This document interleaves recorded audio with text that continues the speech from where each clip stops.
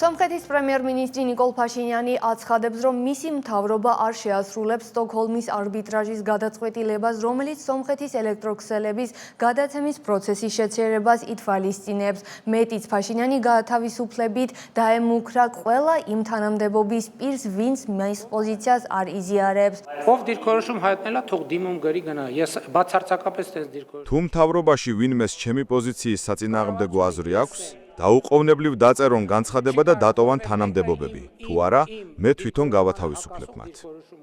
ფაშინიანის ეს განცხადება ეწინააღმდეგება პოზიციას, რომელიც მისივე დაქვემდებარებაში მყოფმა უწყებამ საერთაშორისო სამართლებრივ საკითხებში სომხეთის წარმომადგენლის ოფისმა დააფიქსირა.